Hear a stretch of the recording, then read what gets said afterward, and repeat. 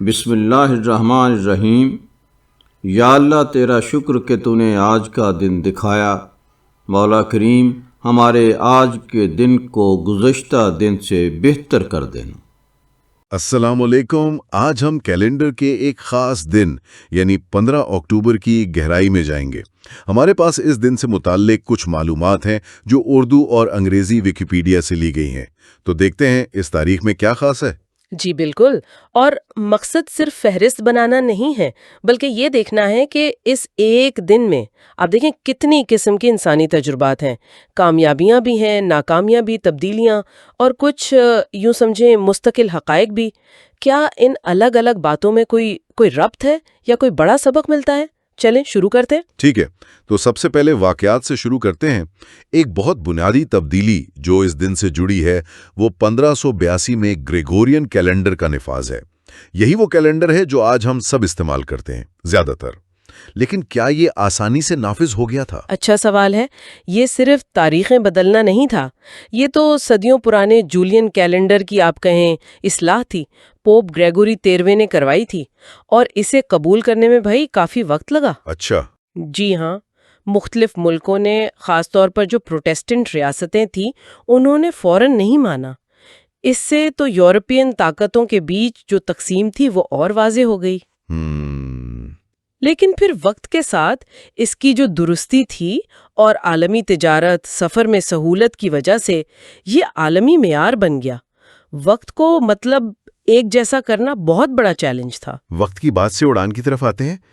1783 میں اسی تاریخ کو مونٹیگلفیئر برادران کے گرم ہوا کے غبارے میں پہلی بار کسی انسان نے پرواز کی۔ پائلٹ تھے ژان فرانسوا پلاترے دے روزیے۔ یہ سوچ کر ہی کتنا عجیب لگتا ہے، پہلا انسان جو یوں ہوا میں اڑا۔ ہاں بالکل۔ اور اگر ہم اس واقعے کو 2003 کے ایک اور 15 اکتوبر کے واقعے کے ساتھ دیکھیں نا۔ کون سا واقعہ؟ جب چین نے اپنا پہلا انسان بردار خلائی مشن بھیجا، شینجو 5۔ ہاں صحیح۔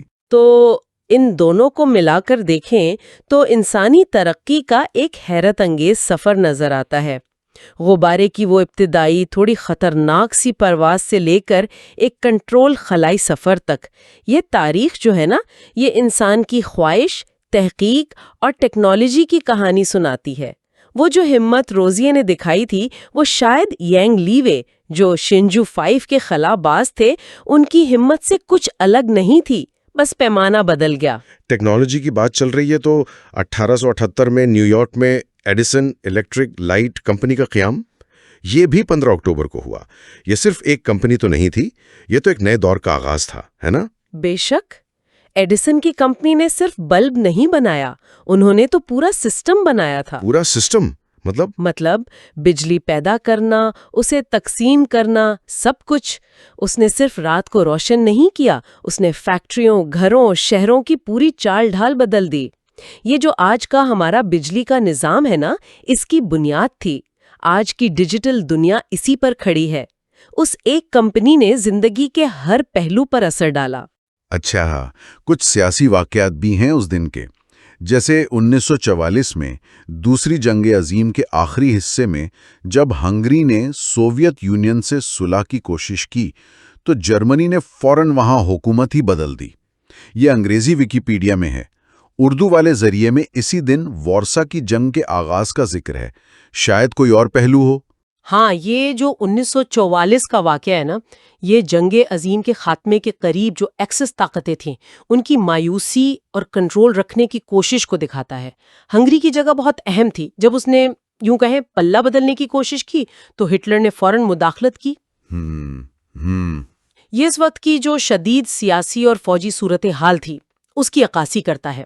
وارسا کا ذکر ہو سکتا ہے وارسا بغاوت جو اگست 1944 میں شروع ہوئی تھی، اس کے کسی خاص واقعے سے متعلق ہو، لیکن دونوں واقعات اس دور کی تباہی اور کشمکش کا حصہ ہیں۔ پھر 1970 میں دو بالکل ہی مختلف قسم کے واقعات ہوئے۔ مصر میں انور سادات صدر منتخب ہوئے جمال عبد الناصر کے بعد، اور اسی دن آسٹریلیا میں ویسٹ گیٹ برج کا ایک بڑا حصہ گر گیا اور 35 مزدور ہلاک ہو گئے۔ ایک طرف سیاست، دوسری طرف حادثہ۔ ہاں، یہ فرق بڑا دلچسپ ہے۔ تاریخ صرف بڑے سیاسی فیصلوں یا جنگوں کا ریکارڈ نہیں رکھتی، وہ انسانی غفلت یا جو انفراسٹرکچر کی ناکامی ہوتی ہے ان سے ہونے والے سانحات کو بھی یاد رکھتی ہے۔ سداد کا انتخاب مصر اور مشرق وسطیٰ کی سیاست میں ایک اہم موڑ تھا جس کے بہت دور رس نتائج نکلے۔ جی، اور ویسٹ گیٹ برج کا حادثہ آسٹریلیا کے لیے ایک قومی صدمہ تھا۔ اس نے وہاں صنعتی حفاظت کے قوانین پر گہرا اثر ڈالا۔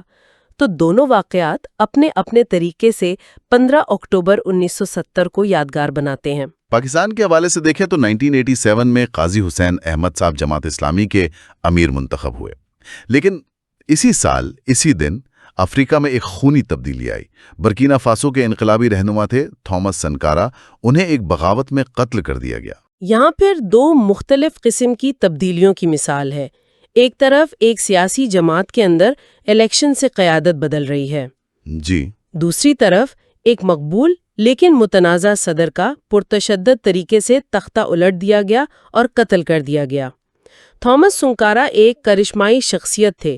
انہوں نے برکینا فاسو میں بڑی اصلاحات کی تھیں، لیکن ان کے طریقے اور پالیسیاں وہ متنازع بھی تھیں۔ ان کا قتل آج بھی افریقی سیاست میں ایک حساس موضوع ہے اور ان کی میراث پر بحث ہوتی رہتی ہے۔ اور پھر 1990 میں ایک امید کی کرن نظر آتی ہے۔ سوویت رہنما میخائیل گورباچوف کو امن کا نوبل انعام ملا۔ اس کا ذکر تو دونوں اردو اور انگریزی ذرائع میں ہے۔ جی ہاں، اور یہ صرف گورباچوف کی ذاتی کامیابی نہیں تھی، یہ سرد جنگ کے خاتمے کی طرف جو دنیا کا سفر تھا نا، اس کا ایک اہم سنگ میل تھا۔ ان کی وہ گلاسونوسٹ یعنی کھلا پن اور پیریسٹروئکا یعنی اثرینو تعمیر کی پالیسیوں نے نہ صرف سوویت یونین کو توڑا بلکہ پوری دنیا کا نقشہ ہی بدل دیا۔ بالکل۔ لیکن یہ بھی یاد رکھنا ضروری ہے کہ گورباچوف کی میراث بہت پیچیدہ ہے۔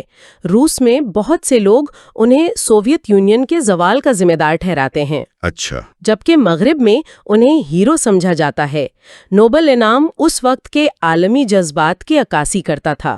کچھ اور واقعات بھی ہیں، جلدی سے دیکھ لیتے ہیں۔ 1994 میں امریکہ نے ہائٹی کے پہلے جمہوری طور پر منتخب صدر ژان برٹرینڈ ایرسٹائیڈ کو واپس اقتدار دلوایا، اور 2011 میں اردو ادب کے لیے ایک افسوسناک دن تھا جب مشہور ادیب منشا یاد صاحب اسلام آباد میں انتقال کر گئے۔ ایرسٹائیڈ کی بحالی بین الاقوامی مداخلت اور جمہوریت کی حمایت کی ایک مثال ہے، لیکن اس کے بھی اپنے تنازعات اور نتائج تھے۔ اور منشا یاد صاحب کی وفات ہمیں یاد دلاتی ہے کہ تاریخ میں صرف سیاسی اور فوجی واقعات نہیں ہوتے، ثقافت اور ادب کی دنیا بھی اپنے حصے کی خوشیاں اور غم دیکھتی ہے۔ ان سب واقعات کو ملا کر دیکھیں تو 15 اکتوبر واقعی ایک آپ کہیں کثیر الجہت تاریخ نظر آتی ہے۔ بالکل۔ اچھا، اب آتے ہیں اس دن پیدا ہونے والی شخصیات کی طرف۔ فہرست تو کافی لمبی ہے اور بہت مختلف شعبوں سے لوگ ہیں۔ قدیم روم سے شروع کریں تو 70 قبل مسیح میں شاعر ورجل، پھر مغل ہندوستان سے 1542 میں شہنشاہ اکبر اعظم۔ یہ دونوں اپنی اپنی جگہ بہت بڑے نام ہیں۔ ورجل کی اینیڈ مغربی ادب کا سمجھیں بنیادی پتھر مانی جاتی ہے، صدیوں تک شاعری اور سوچ کو متاثر کیا، اور اکبر اعظم اپنی صلح کل کی پالیسی اور انتظامی اصلاحات کی وجہ سے ہندوستان کی تاریخ میں ایک منفرد مقام رکھتے ہیں۔ جی ہاں، ایک ہی تاریخ پر ایک عظیم شاعر اور ایک عظیم بادشاہ کی پیدائش، یہ انسان کی تخلیق اور حکمرانی کے جو امکانات ہیں ان کو ظاہر کرتا ہے۔ فلسفہ اور سائنس میں بھی بڑے نام ہیں۔ 1844 میں جرمن فلسفر فریڈرک نیچے، اور 1608 میں اٹالوی ماہر طبیعت ایونجلسٹا ٹوریچلی، جنہوں نے بیرومیٹر ایجاد کیا۔ نیچے کا اثر تو فلسفے سے نکل کر ادب، نفسیات، سیاست ہر جگہ پہنچا۔ ان کے وہ خیالات خدا مر گیا، طاقت کی خواہش آج بھی بحث کا مرکز ہے۔ صحیح۔ اور ٹوریچلی کی ایجاد بیرومیٹر، اس نے نہ صرف ہوا کا دباؤ ناپنے کا آلہ دیا بلکہ اس نے موسم کی سائنس کی بنیاد رکھی اور خلا کے تصور کو سمجھنے میں مدد دی۔ یہ وہ ایجاد تھی جس نے سائنس کی ترقی میں اہم کردار ادا کیا۔ سیاست میں دیکھیں تو 1931 میں ڈاکٹر اے پی جے عبدالکلام بھارت کے 11ویں صدر اور میزائل مین، پھر البانیہ کے سالی بریشا 1944 اور اسرائیل کے دوسرے وزیر اعظم موشے شارٹ 1994۔ ڈاکٹر کلام کی شخصیت بہت دلچسپ ہے، ایک سائنسدان جو ریاست کے سربراہ بنے اور اپنی سادگی کی وجہ سے عوامی صدر کہلائے۔ جی بالکل۔ ان کا کردار سائنس اور سیاست کے ملاپ کی ایک نایاب مثال ہے۔ بریشا اور شارد بھی اپنے اپنے ملکوں کی سیاست میں اہم ادوار سے وابستہ رہے ہیں۔ فن اور ثقافت کی دنیا بھی اس دن کافی مالا مال نظر آتی ہے۔ 1881 میں انگریزی مزاح نگار پی جی ووڈ ہاؤس، 1938 میں نائجیرین موسیقار اور ایفرو بیٹ کے بانی فیلا کوٹی، 1923 میں اطالوی ناول نگار اطالو کیلینو، اور 1959 میں سارا duchess of York. Would house کی جوز اینڈ ووس سیریز تو آج بھی کلاسک ہے۔ فیلا کوٹی صرف موسیقار نہیں تھے، وہ تو ایک زبردست سیاسی کارکن بھی تھے جنہوں نے اپنے میوزک کو کرپشن اور ظلم کے خلاف استعمال کیا۔ واہ۔ اطالیو کیلینو اپنے تجرباتی انداز اور کھیل کھیل میں لکھے گئے ناولوں کے لیے مشہور ہیں۔ یہ شخصیات دکھاتی ہیں کہ فن کے کتنے مختلف انداز ہو سکتے ہیں: مزاح، سیاسی تنقید، فلسفیانہ گہرائی۔ کھیلوں میں بھی جانے پہچانے نام ہیں۔ پاکستانی کرکٹ کے موجودہ super star Babar Azam 1994، German fit bowler مسعود اوزیل 1988 اور امریکی بیس بال لیجنڈ جم پالمر 1945۔ بابر اعظم کو تو اس وقت دنیا کے بہترین بلے بازوں میں شمار کیا جاتا ہے۔ جی ہاں۔ اوزیل نے جرمنی کو ورلڈ کپ جتوانے میں اہم کردار ادا کیا، حالانکہ ان کا کیریئر بعد میں تنازعات کا شکار رہا۔ یہ مثالیں بتاتی ہیں کہ 15 اکتوبر نے کھیلوں کی دنیا کو بھی کچھ بڑے ستارے دیے ہیں۔ اردو ذرائع میں پاکستانی سماجی کارکن منتہار رائے جاسانی 1987 اور کویتی طبیب اور مبلغ ڈاکٹر عبد الرحمن السمیت 1947 کا بھی ذکر ہے۔ ڈاکٹر السمیت کی خدمات خاص طور پر قابل ذکر ہیں۔ انہوں نے اپنی زندگی افریقہ میں طبی امداد اور تعلیم کے لیے وقف کر دی۔ وہاں انہوں نے ہسپتالوں اور اسکولوں کا ایک پورا نیٹ ورک قائم کیا۔ یہ تمام مثالیں مل کر بتاتی ہیں کہ ایک ہی دن پیدا ہونے والے لوگ کتنے مختلف شعبوں میں، کتنے مختلف پیمانوں پر دنیا پر اثر انداز ہو سکتے ہیں۔ سیاست سے سائنس، فن سے کھیل اور سماجی خدمت تک یہ انسانی صلاحیت کا ایک خوبصورت گلدستہ ہے۔ بالکل۔ اب ان لوگوں کا ذکر کرتے ہیں جو 15 اکتوبر کو اس دنیا سے رخصت ہوئے۔ یہاں بھی کچھ بڑے نام اور کچھ دل دہلانے والے واقعات ہیں۔ 1240 میں دہلی کی واحد خاتون حکمران رضیہ سلطانہ کا قتل ہوا۔ 1917 میں ماتا ہاری، جو رقاصہ تھیں اور جن پر جاسوسی کا الزام تھا، انہیں فرانس میں سزائے موت دی گئی۔ رضیہ سلطانہ کا قتل اس دور کی سیاسی سازشوں اور مردانہ معاشرے کی مزاحمت کی علامت ہے۔ وہ ایک قابل حکمران تھی، لیکن ان کا خاتون ہونا ہی ان کے خلاف سب سے بڑا جرم بن گیا۔ ماتا ہری کی کہانی آج تک ایک راز ہے۔ کیا وہ واقعی خطرناک جاسوس تھو یا صرف حالات کا شکار ہوئیں؟ ان کی موت نے انہیں ایک لیجنڈ بنا دیا۔ پھر 20ویں صدی کی سیاست کے کچھ اہم لیکن منفی کردار بھی ہیں۔ نازی رہنما ہرمن گوئرنگ نے 1946 میں نیورمبرگ ٹرائلز میں سزا سے پہلے خودکشی کر لی۔ ویچی فرانس کے وزیر اعظم پیئر لوال کو 1945 میں غداری کے جرم میں گولی مار دی گئی، اور جیسا پہلے ذکر ہوا 1987 میں تھامس سنکارا کا قتل۔ اسی طرح کاتالونیا کے صدر لوئس کمپینیز کو 1940 میں فرانکو کی حکومت نے سزائے موت دی۔ یہ وفاتیں خاص طور پر گوئرنگ، لوال، سنکارا اور کمپینیز کی 20ویں صدی کے سیاسی تشدد اور نظریاتی بنیادوں پر ہونے والے ٹکراؤ کی شدید تصویر پیش کرتی ہیں۔ سزائے موت، قتل، خودکشی، یہ سب اس بات کی نشاندہی کرتے ہیں کہ سیاسی اختلافات کس حد تک خون ریزی کا سبب بن سکتے ہیں۔ ان لوگوں کی موت ان کے دور کے سیاسی اور جنگی حالات کا نتیجہ تھی۔ ادب اور فن کے میدان سے بھی رخصت ہونے والے ہیں۔ جیسا پہلے کہا، 2011 میں منشا یاد صاحب، 1964 میں امریکی گیتکار اور کمپوزر کول پورٹر، 1989 میں سربیائی ناول نگار ڈینیلو کیش، اور 1961 میں ہندی کے مشہور شاعر سوریہ کانت ترپاٹھی نرالا۔ ان لوگوں کی جسمانی موت کے باوجود ان کا کام انہیں زندہ رکھے ہوئے ہے۔ کول پورٹر کی گیت آج بھی امریکن سانگ بک کا حصہ ہیں۔ جی۔ منشا یاد صاحب نے اردو افسانے کو نیا موڑ دیا۔ ڈینیلو کیش کو 20ویں صدی کے اہم یورپی مصنفین میں شمار کیا جاتا ہے، جنہوں نے ہولوکاسٹ اور آمریت پر لکھا، اور نرالا جی ہندی ادب کی چھایا واد تحریک کے بنیادی ستون تھے۔ ان کی تخلیقی میراث ان کی موت سے زیادہ طاقتور ثابت ہوئی ہے۔ سائنس اور بزنس میں 2018 میں مائکروسافٹ کی شریک بانی پال ایلن کا انتقال ہوا اور 2000 میں نوبل انعام یافتہ biochemist Konrad Emil Bloch فوت ہوئے۔ پال ایلن کا کمپیوٹر ٹیکنالوجی اور فلاحی کاموں میں بہت بڑا کردار تھا۔